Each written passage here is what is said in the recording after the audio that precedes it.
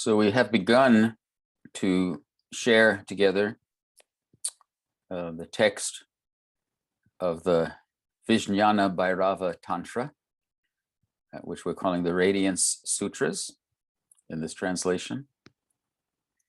And we've done a little background work, which hopefully helps us to appreciate some of what this particular Tantra is offering us. It's not just a lark, although it's very larky, you might say. It's not just a lark, it's really related to our condition. It really speaks to our condition. Yeah, we've said, you might say that our essential nature, we could call it, is conscious loving presence at the essence level. And that may not sound very convincing to us normally, because that's not how we experience ourselves or as life. We may experience some of that some of the time. But to say that that is our essence, our essential nature, that is certainly, that understanding is offered to us, of course, in all the different wisdom traditions, that somehow we have in the process of, and that you might say somewhat human creative process of creating an individuality, a personal story, an ego, identity, and working at the personality level, that essential nature is manifesting in a different way. Right? Our essential creativity, being part of the creative energy of the universe, is being expressed by how we've created actually our stories and manifest them collectively and individually, which aren't so much fun a good deal of the time. And our essential being, our essence, the fact that we essentially are, is from the egoic standpoint expressed as I am an I. I am a separate a separate being, rather than a participant in being itself, an aspect of being itself. There's a separation in my story. And my fundamental awareness, which really just participates in the aware nature of the universe, because if there was not awareness present in the universe, where would awareness come from? We can talk about it objectively, scientifically, but as an actual experience, the subjective experience of being conscious, that's a fundamental, I might say, a capacity of the nature of being, as many traditions tell us. But for us, that fundamental awareness is usually, you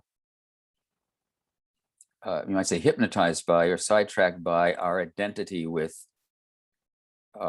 our separate projections, our ideas, our thoughts, our stories, our reifications, as we talked about, of reality. We're reducing this fluid, interpenetrating flow of being. We separate out, and then we make everything else separate. We create stories around that separation, around our experience. And as we've said, those stories then generate states of being in the body and in our experience, and in the brain experience overall. Those states of being reinforce the stories. Stories reinforce the states of being. We're now existing in a very relative reality, in which also our fundamental love nature, which is our basic responsiveness to being, is now also taking the very divided and dualistic form of all of our emotional reactions, reactivities, rather than the essential energy that is our emotional nature. So we've said, and we looked at in this tantric understanding, is that we are essential energy. We are the essential creative energy of the universe, but we are manifesting that in our ignorance. We are manifesting with that creative energy a very relativistic world. And we're the essential consciousness of the universe, but we're manifesting a very dualistic consciousness. But in our essence, we are what it would be in Sanskrit Sat Chit Ananda, right? Which is Sat is essential being, Chit is consciousness, Ananda is energy or joy. And these are seen as being those three fundamental creative aspects of the divine, of what we are, what manifests as this. In Buddhism, it's expressed as that our essence is an empty, open potential. Right? when we talk about emptiness, it's a paradox, because in our essence, in our fundamental presence, it's empty of anything else. It's empty of all the dualities and relativities we pour into that. It's the pure essence. So we could say it's empty. And yet the experience of that presence, that emptiness, is actually an experience of fullness or completeness. So emptiness is actually our fullness. It's not that we're filled up, which is what we're trying to do with our lives. We're trying to fill it up with things to make ourselves full. It's our essential fullness, our essential completeness of being, but it requires nothing else. It's empty of everything else. So it's an essential emptiness. So Buddhism would say there's this essential emptiness, and then that by nature is awake or conscious.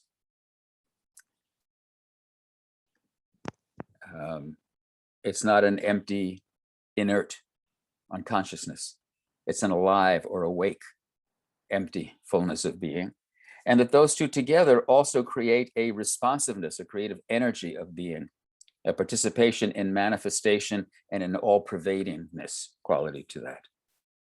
And so that's its capacity.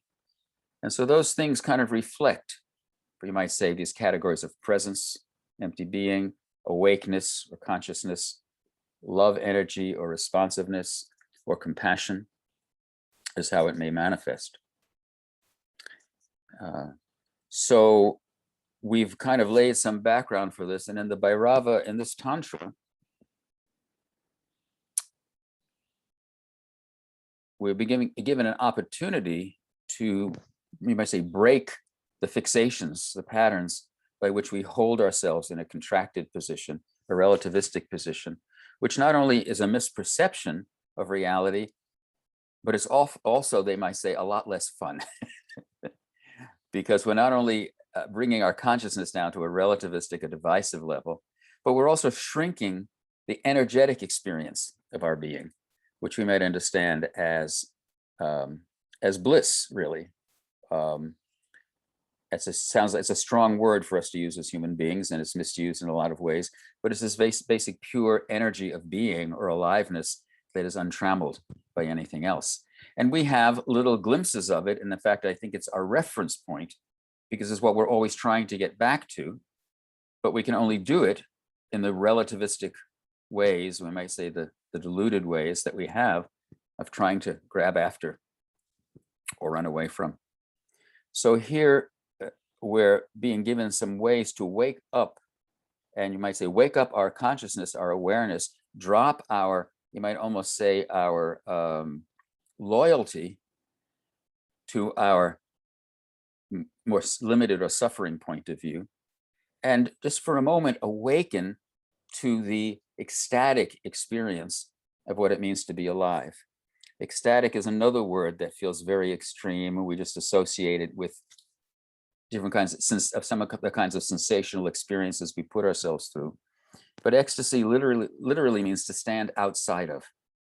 And in this case, we're standing outside of our stories, outside of our limitations, which is just we're standing into life, into the full energy of our being.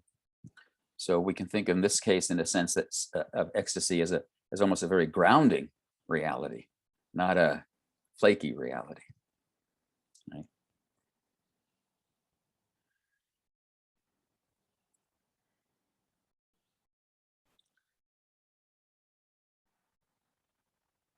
So last week, and Deborah, after our program last week, clarified to me what she was meaning in the questions she was asking at the end when the connection wasn't too clear, about this dialogue between Bhairava and Bhairavi, between Bhairava, who represents or is an aspect of Shiva and represents primordial awakeness or awareness, and Bhairava, who is the goddess, or rather Bhairavi, the goddess representing, or Shakti, representing energetic manifestation and creation.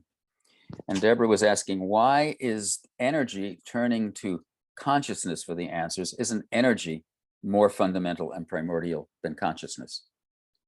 In our Western and materialistic point of view, that would be true if we think of consciousness as just an artifact of brain activity, right? An artifact or product of different feedback loops of information processing that gives us the illusion of something that we call consciousness, which is again, a materialistic perspective. The non-material perspective is, as we said, that consciousness and energy, right, and being are the foundational realities of this existence expressing through us. They're really in a kind of partnership. And with regards to the male and female aspect of it, we tend to have a distorted relationship and sense of this male-female partnership because our human history has been so toxic in that regard, with, again, a toxic patriarchal domination and separation. We have to understand that the basic issue of male-female is about the unity of these two aspects, and that applies to all of us. We all are embodying those principles, right, of male-female energy, and that furthermore, they're continually giving birth to each other. So the male is continually giving birth to the female is continually giving birth to the male. We can see that at different levels of experience. So for example, in this dialogue between Bhairava and Bhairavi, which also is similar to the Buddhist partnership of Samantabhadra and Samantabhadri. Samantabhadra is the male and represents the primordial awakeness or consciousness of the universe. And Samantabhadri is the female energy or manifestation that grows out of that awakeness and creates everything. And they're not separate. Yes, KJ says like yin and yang. I'm getting that exactly. The idea that they're giving birth to each other, they're part and parcel of each other. It's not a matter of high or low. In this image, again, we can say, well, all right, the male, the awakeness is, the consciousness is represented by the male, and the energy of creativity is represented by the female. But if you step it down a level, if you look at Buddhism further, you'll see that in Buddhist iconography, the bell of wisdom is the female. You might think from our patriarchal point of view, is the male is the wise one. And then it's wisdom and compassion, and the compassion is the male. You know, our cultural reference point might be, well, of course, the men are the wise, and female, well, we know they're compassionate, right? But it's not that at all. The female is the embodiment, is the bell, is the womb of wisdom and understanding. And then compassion is the manifestation, you might say the male activity or activation of wisdom, because the only real function of wisdom ultimately is compassion. You know, what else, if you're, you know, once you have wisdom, what else is there but your compassionate relationship to all things?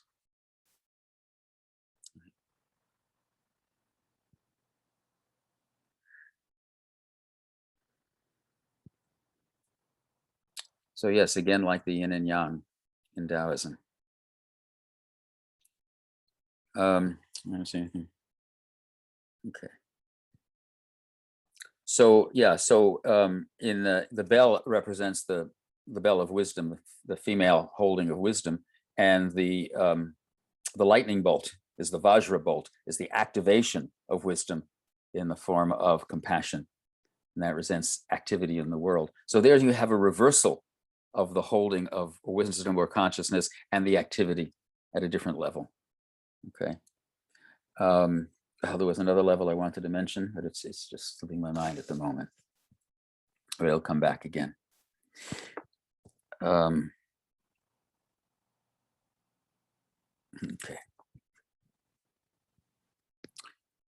So with that background, we have this dialogue between Bhairava and Bhairavi.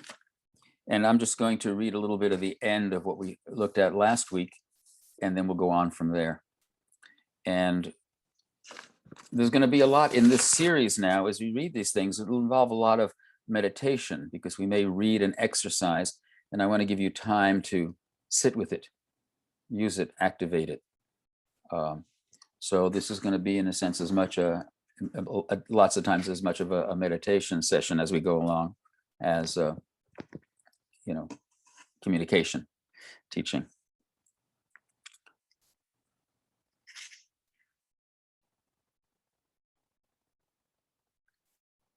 So Bhairavi says, I have been listening to the love songs of form longing for the formless. right? You might say of the love songs of that part of us that's kind of tied up or fixated, wanting to get through that to the openness, the genuine openness of our being. What are these energies undulating through our bodies, pulsing us into action?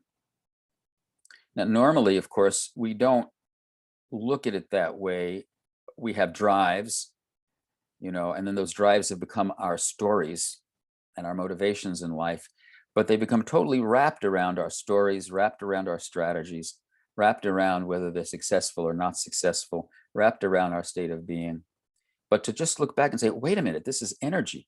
What is this energy that's propelling me? Just to ask that is already to free myself up a little bit from my fixation with the form or the story, and just say, wow, if I'm feeling, for example, if I was feeling immense grief or tremendous, or anger, or irritation, or I had confused energies, I'm normally locked into that story, good or bad.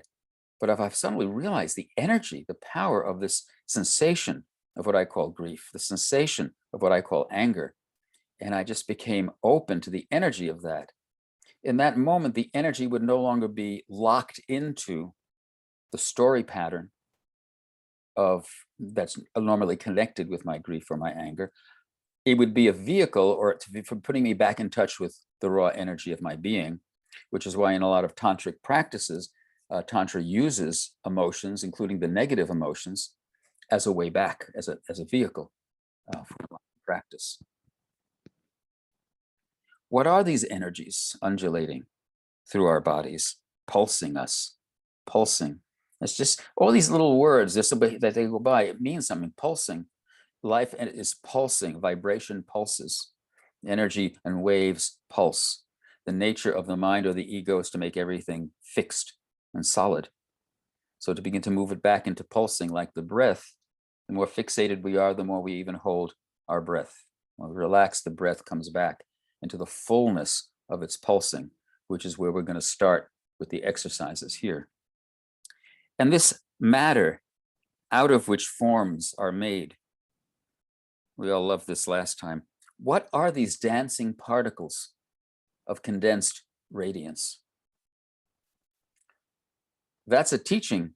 That's an awakening teaching, just that sentence.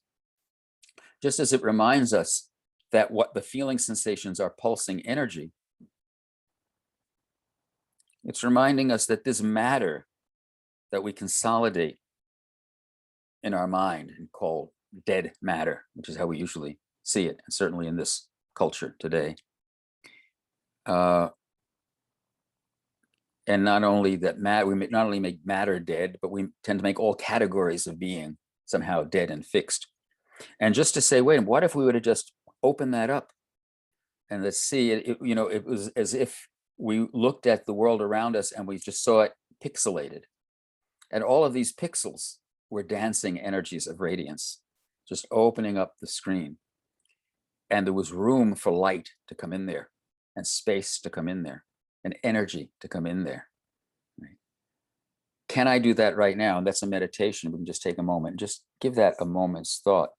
What would it be to look at this moment of my experience and see it just opened up as dancing particles of condensed radiance?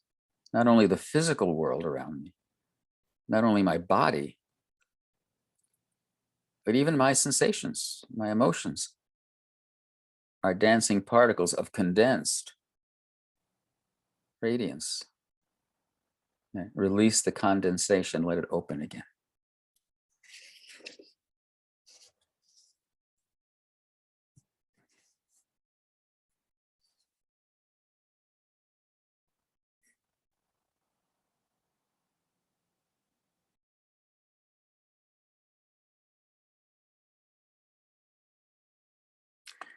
There's a connection between that and smiling.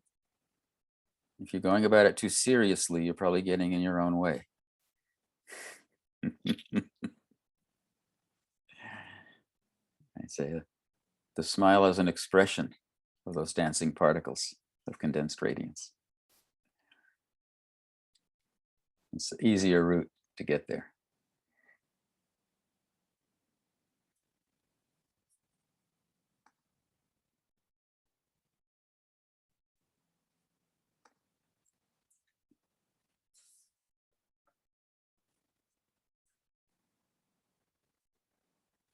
So for Bhairavi to be talking this way, even though she's the one asking the questions in this play, you can see she knows what she's talking about.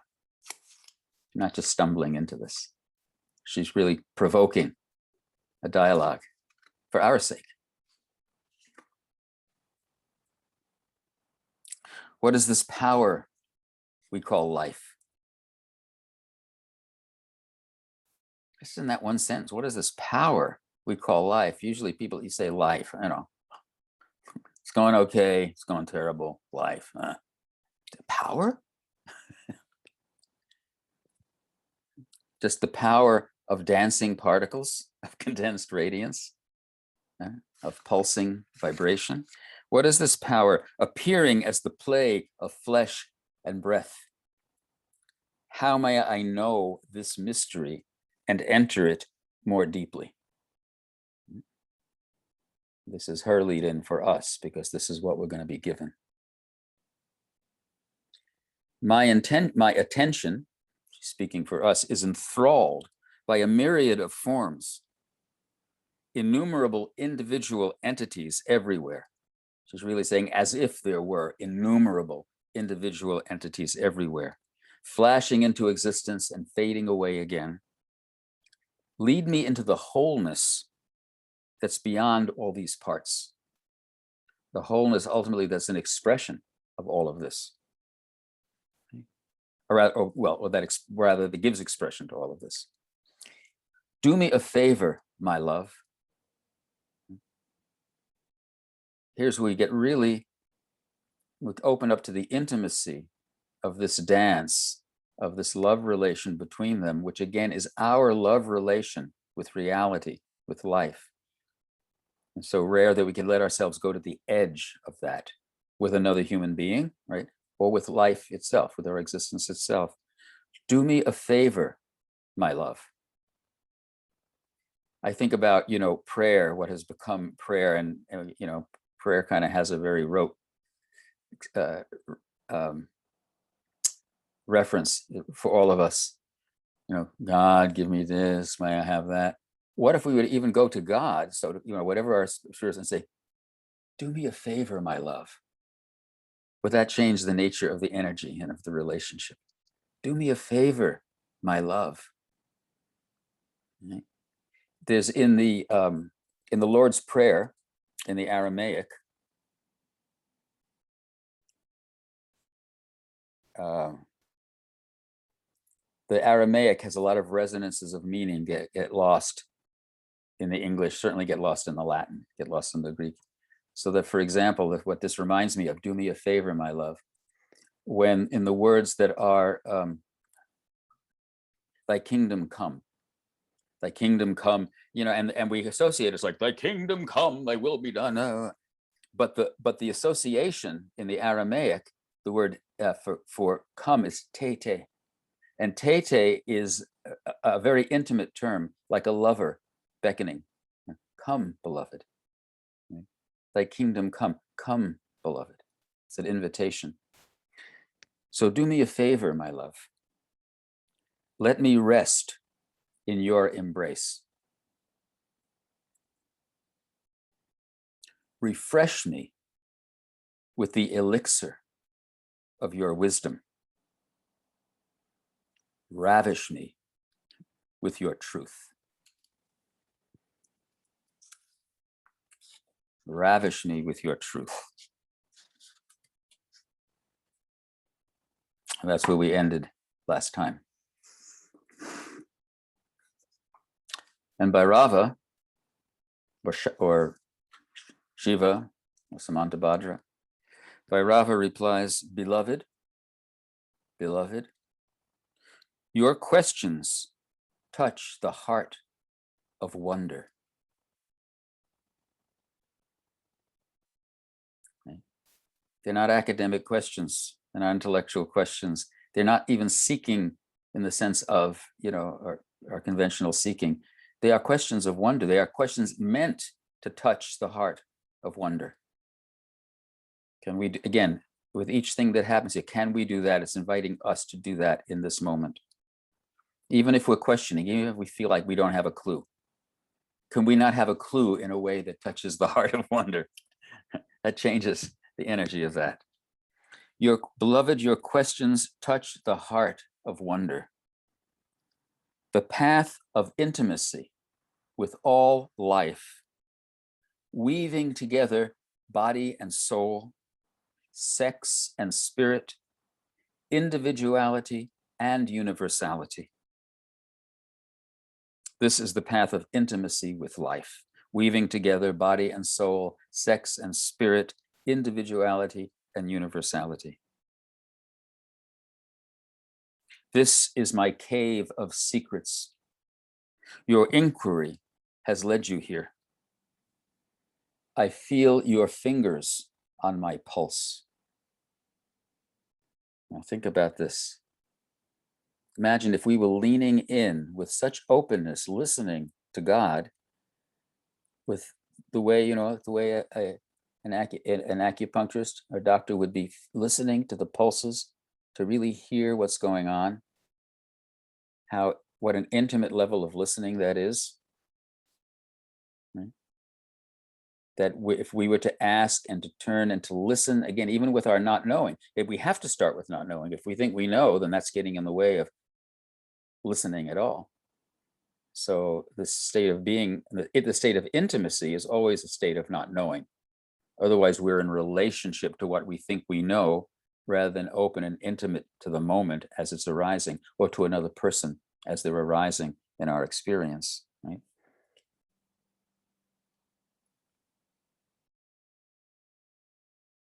So to be so present in our unknowing that it's like our fingers are resting on the pulse of reality. I just realized it's very sweet, because in the book that I just gotten finished writing, I use the same image of saying it's like palpating the warm flesh of non-duality beneath the hard skin of duality. We listen. We can only experience that when we relax and open at that level of listening or intimacy. It's not a grabbing onto it, right? It's that. And really, as we deepen in a meditation practice, what we're really doing is deepening, you might say, in our capacity for the emptiness of our listening. And that's the essence of contemplation, as opposed to projections. Listening in more and more deeply. I say one more thing about intimacy. There's a wonderful dialogue in the history of Zen between, in the history of the successors and Zen of that traced legendarily, at least, from the Buddha all the way down to the present. And in one of these dialogues, the master says to the disciple, his main disciple and future successor is sitting by him. And the master leans over and says, tell me, what is really happening? What is really happening underneath these robes? And by that, he really means the robes, the formal, the outerwear, the outer aspect of Buddhism, the outer formality of Zen, and the master's robes and this and that. He says, what is really going on underneath these robes? The disciple doesn't know how to respond. And so the master says, you ask me. So the disciple says, Master, what is really going on under the robes? And the master says, pure intimacy. And then the master turns to the disciple again and says, now let me ask you. And the disciple gets it. All of this is about deepening the level of intimacy. So he turns to his disciple and says, now let me ask you, what is really going on underneath these robes? And the disciple says, pure intimacy. And the master says, and still deeper intimacy. See, it never ends. That's all there is the ever deepening of intimacy. And so here we have this intimacy. This is my cave of secrets. Your inquiry has led you to me. I feel your fingers on my pulse.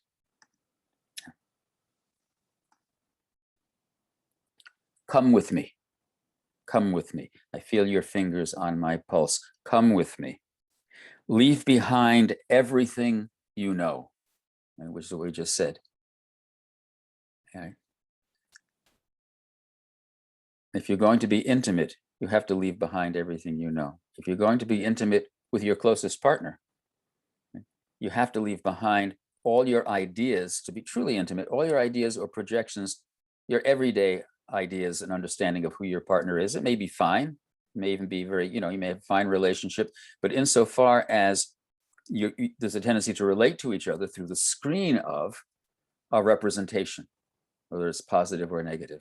So we're often we're in relationship to our pictures of each other. Sometimes works, sometimes doesn't work. But in order to be in true intimacy, we have to drop all of that. And it's in that moment of opening to each other, that deeper listening. Leave behind everything you know. And also, of course, in even the teaching on Christian contemplation in the cloud of unknowing, the definition or the expression of the deepest level of contemplation is naked intention upon God. Naked intention means there's just the listening intention, the opening of your being to that which is greater than you know. Naked intention means it's naked even of ideas about God, naked of spiritual or religious ideas, naked of everything. It's just that leaning into, with the openness of your intention of availability, and into the unknown. Okay. Come with me. Leave behind everything you know. The teachings about me are a light show. The teachings about me are a light show put on by the celestial musicians. And they are as beautiful and as insubstantial as clouds. Elaborate rituals and garish images may be useful in meditation when your mind is whirling with thoughts of sex, money, and power, wandering around like an elephant in heat. In other words, when the mind is running around that wildly, you're not going to begin to bring it in with subtle techniques. We do things to attract its attention, whether it be more outward-oriented kinds of meditation or all the rituals and images that are used in spiritual traditions to grab people's attention. Only then we get stuck there. Elaborate rituals and garish images may be useful in meditations when your mind is whirling with thoughts of sex, money, and power, wandering like an elephant in heat. We can use that, all those three words, in the broader sense of, grabbing after, lustfulness, acquisitiveness, holding on, and and power and manipulativeness. So if this is the case, go ahead and use these tools. But no, go ahead and use these tools, yet know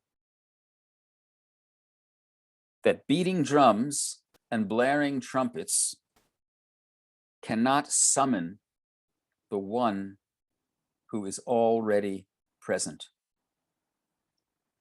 Beating drums and blaring trumpets cannot summon the one who is already present.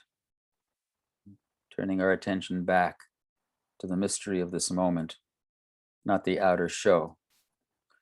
Now, of course, it's true when he talks about elaborate rituals and garish images. Of course, there are a lot of popular rituals, spiritual rituals, that actually will use all of these things and more. And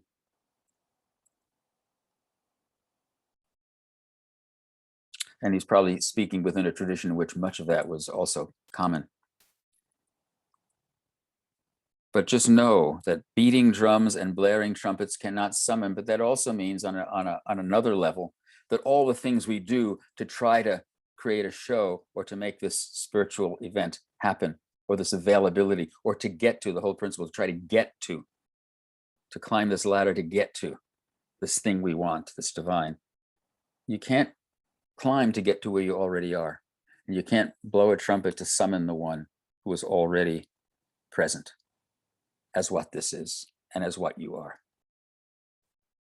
take a moment with that for a second. Just sit with that.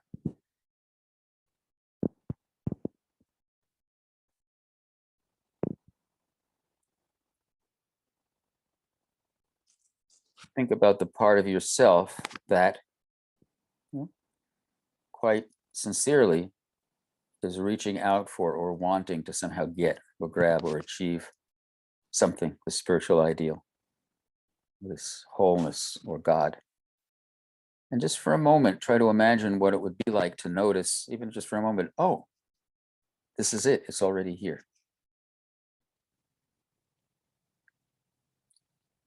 The thing I want is already present. Maybe I can't keep my attention more than a fraction of a second. A little flash. Where'd it go? Okay. Bhairava says, I am not a collection of incantations that are known only to experts.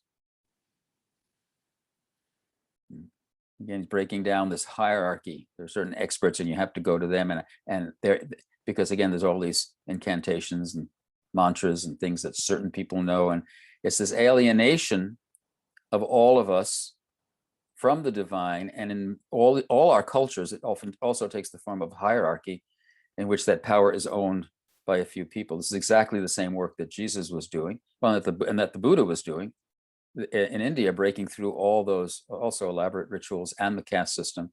And Jesus is also wiping that all away and saying, this thing is yours.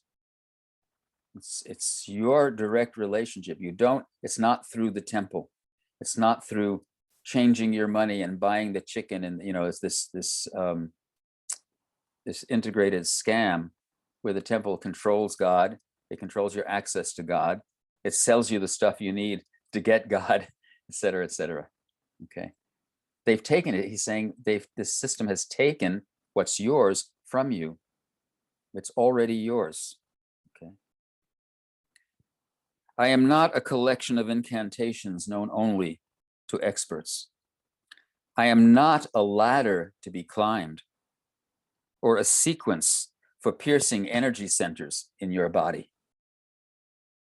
I am not to be found at the end of a long road. I am right here. So again, another expedient way of developing our energy, developing our attention, we're working with the chakras, working with energies in a certain way. These are expedients, but what he's saying is if you keep perpetuating this idea, as long as you're perpetuating the idea that what you're trying to get to is the end of a long road, well, you're going to have to keep walking that long road to get there. Somewhere along the way, you may also wake up in addition to the fact that, oh, this is it. I am it. I am right here. Because that's not a common experience. When that happens, we acknowledge that person as having a sudden awakening, perhaps. But the point is we all live on the lip of that.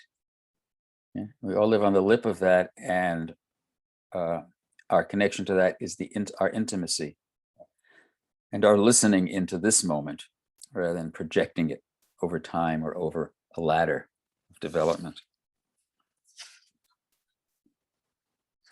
And then he says, all the stories about me. Bhairava speaking to Bhairavi, God speaking to his other half in the form of created being, or us. All the stories about me are like tales that you tell naughty children. The goblin is going to come and gobble you up. Or else they're soothing fables that mothers spin as they hand out sweets. And he's talking to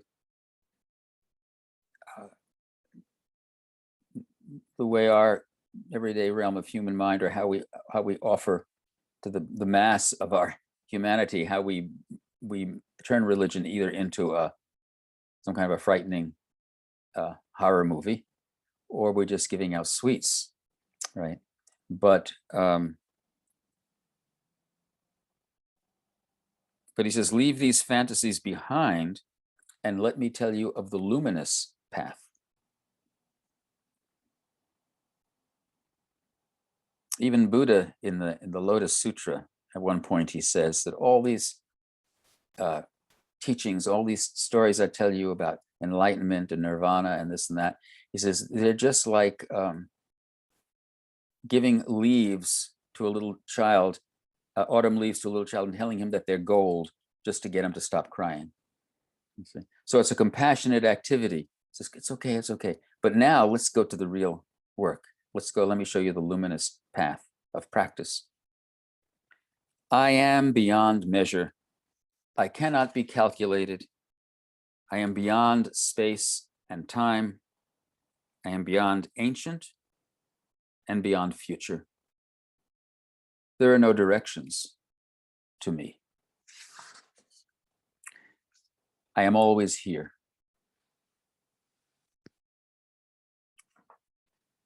All right, let's listen as if we're taking him seriously.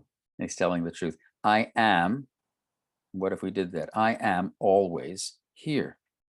I am the embrace of your most intimate experience.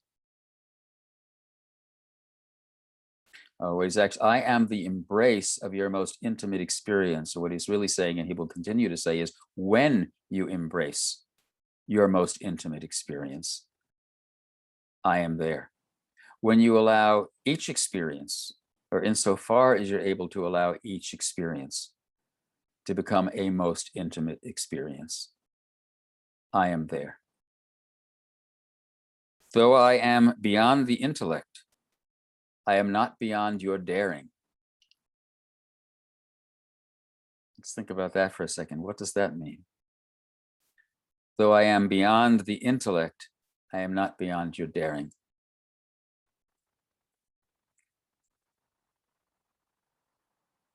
We can't get there by figuring it out, by putting the pieces together, by analyzing it intellectually. But you might say, what is our daringness? Our daringness to be available, to be present in the face. What is more daring than the full ability or willingness to be present in the face of experience? To be present and intimate for experience requires daring, right? Because the fact that we so rarely are in that state of availability is the collective result of all the ways throughout our life we've kind of shrunk away from that. And so we're living within our more comfortable personality frameworks and stories and reference points, but we rarely go to the edge of availability, edge of awakeness. But we have that capacity. He's challenging us. He says, dare to be here for me. Your intellect can't do it, but your daring will make you available. I am the nourishing state of fullness that is the essence of soul. And we said this at the beginning, this essence that's fullness, which is also emptiness. You belong to me, and I am yours. My nature is spotless, completely uncontaminated. I am not covered up even by a million galaxies. Even the galaxies, they're just like mist flying back and forth. And prior to that, we all are. So I am not covered up even by a billion galaxies. So who is there to worship and adore? There is no one to appease. There's not some separate one holding it over us. And, truth and consequences, finding your way to me or go to hell or any of this stuff. There's not even a separate one. I am the one who is beyond galaxies, and I am you. What I'm asking for is not your correctness. What I'm asking for is your daring to be intimate with me.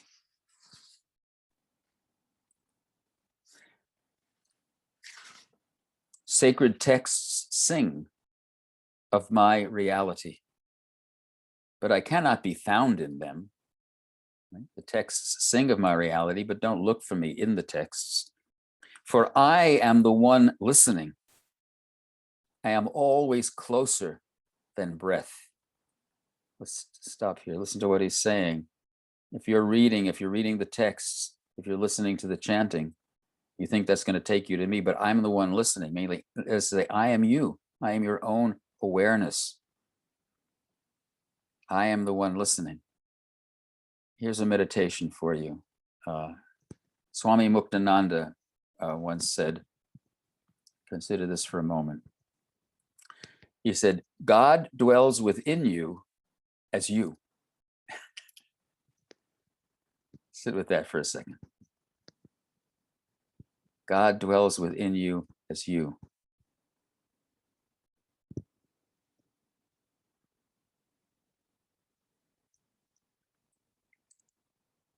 That's a non-dual wake up, right? It's easy to say, oh yes, I believe God is within me somewhere. I'm going to open to him. I'm going to find him. Oh, wait a minute. He dwells within you as you. That's already it, him doing the listening. It's already God. Right now, what's doing this listening right now to this voice is that. It's that primordial awareness. Right? We circle around it, we shrink it to an idea of me, we put it into the middle of the story of my life, and we lose that direct relationship. God dwells within you as you.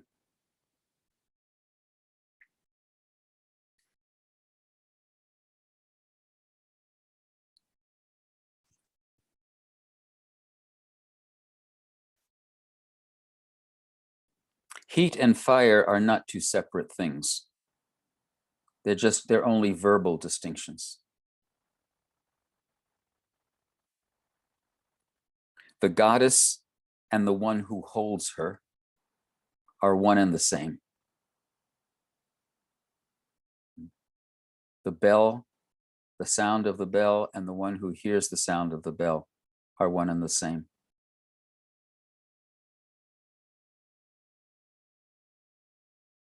The goddess and the one who holds her is one and the same.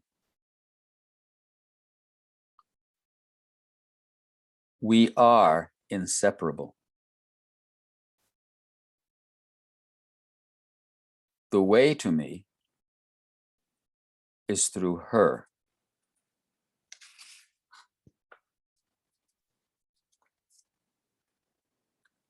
But what he's saying here is the way to me is through life, through the manifestation, through energy, through beholding the fullness and the energy of this right now, not some idea of the ultimate.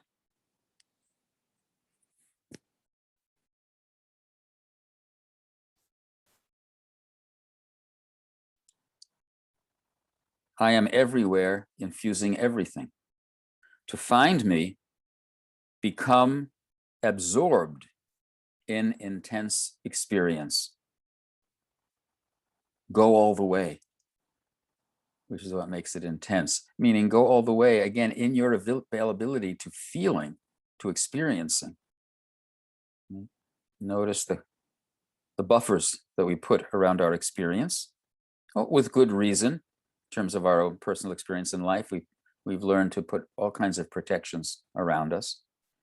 But each one of those is a layer or a buffer from the intensity of our direct experience. Go all the way, be drenched in the energies of life. Enter the world beyond separation.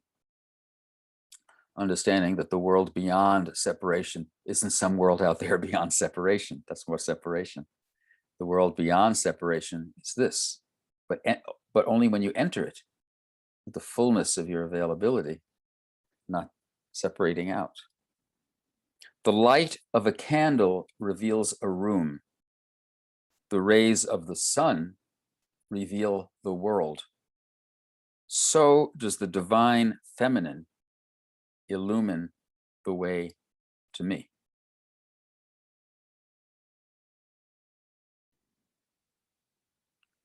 The light of a candle reveals a room.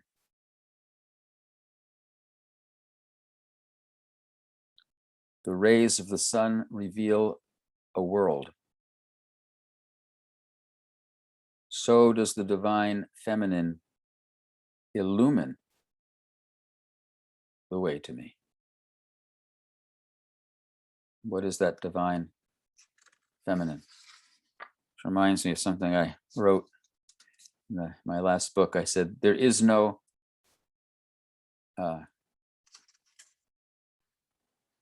masculine end run. On the way to enlightenment, there is no masculine end run around the feminine.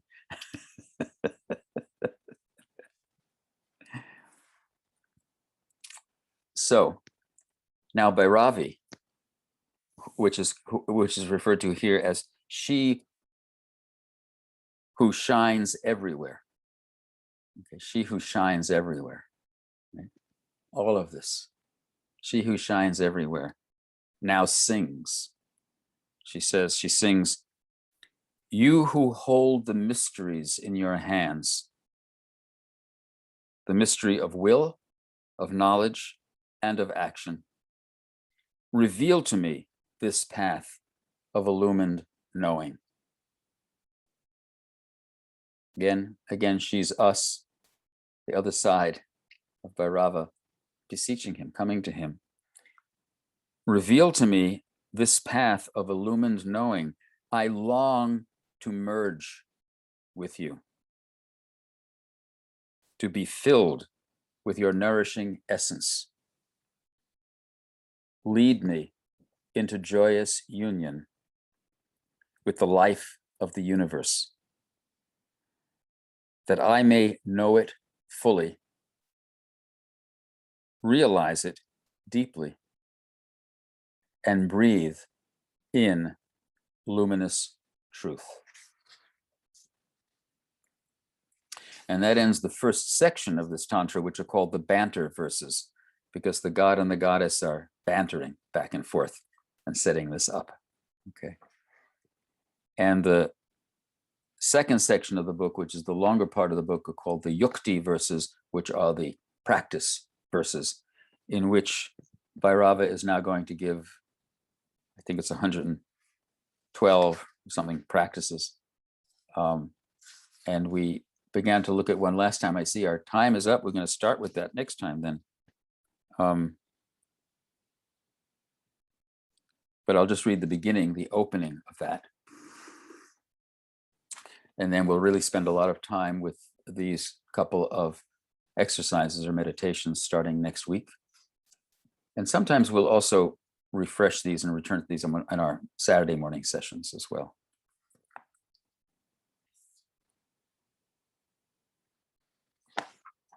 So it begins and says, the one who is intimate to all beings replies. So another reference when he says, I am listening. I am the one listening. Or when we say, or when Muktananda says, God dwells within you as you. Krishna in the Bhagavad Gita also says, I am closer to you than your own breath. So the one who is intimate to all beings replies, beloved. And this is going to be a key statement introducing us to this next section and really to the truth of our practice. He says, beloved, your questions require the answers that come through direct living experience. They're not going to come as if there was some answer that I could answer. If you really want the answers, they're going to come through your direct living experience. So let's share some together for starts, he says. And if we're talking about direct living experience, the way of experience begins with a breath. So that is certainly an invitation to come to your breath, not just as some kind of rote of meditation exercise that you're obliged to do, right? But this is the doorway. It's the first practice of intimacy. It's to come to your breath. Feel how intimate your breath is to you. When you think of it as something that I'm doing or something that's going on inside, if we pause and enter into this next moment of breath, right, we can't separate it from ourselves in a sense.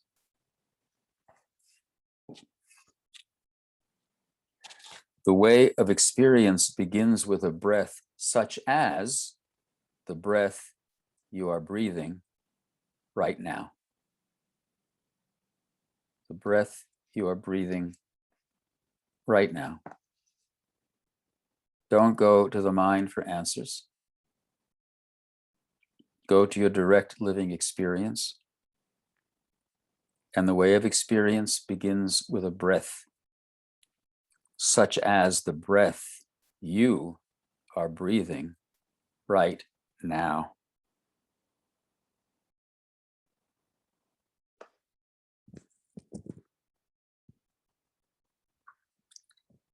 Which is the beginning of this next exercise. And that's where we'll start next week. I want to leave it there. I'd like to leave you with that relationship, to take that pause, to pause in that moment of intimacy that's always available to us, starting with intimacy with this breath. It's not just a rote exercise. It's a gateway of all of our meditation. Can be moment to moment. It's not a rote practice. It's not one that's going to get us somewhere sometime. All of our meditation is an invitation to the next level of intimacy in the next second. If we practice that way, we'll begin to move into the depths of our meditation. Otherwise, we can use meditation as a holding pattern, which is also good. It keeps me from getting into too much trouble. I sit here and count my breaths or watch my breath or do whatever. There's nothing wrong with that. But you can do that for a lifetime and it'll be what it is. But if you are wanting the intimacy of being, then you use this next breath or whatever your meditation is as the opportunity, as the daring to enter into the next moment of intimacy. And don't demand of it, all right, now I'm going to be perfect, I'm going to be intimate, I know what I'm going to do with my meditation, and then I blew it, so forget it now. Don't fixate, don't create new stories. Each moment, come back, start fresh, have it be the moment of invitation, have it be the moment of intimacy, have it be the moment of daring. Just every moment is an opportunity to wake up again, to open up again, or to take that first step into intimacy, even if it disappears in the next moment. Well, maybe you'll become intimate with the way it disappears, or maybe you'll become intimate with the next moment after that. There's only one movement, you might say, of the spirit, of the awakeness back to itself, of the beloved back to the beloved. Is always stepping back into intimacy, even though there are 1,000,001 things in our human experience that will mitigate against that or give us good reasons not to want to. So, of course, this all circles back around to our mantra that we keep coming back to. Persist as love, despite all evidence to the contrary. Okay. So I'll end there. If anybody would like to share, speak, ask a question before we conclude, feel free. Thank you. This is probably one of the best teachings I've been around you for all these years. I really resonated very deeply. Thank you. Great. Well, it's very simple and very direct. I'm glad you can take it. Take it. I'm simple. Yeah. Well, good. Thinking about an experience that I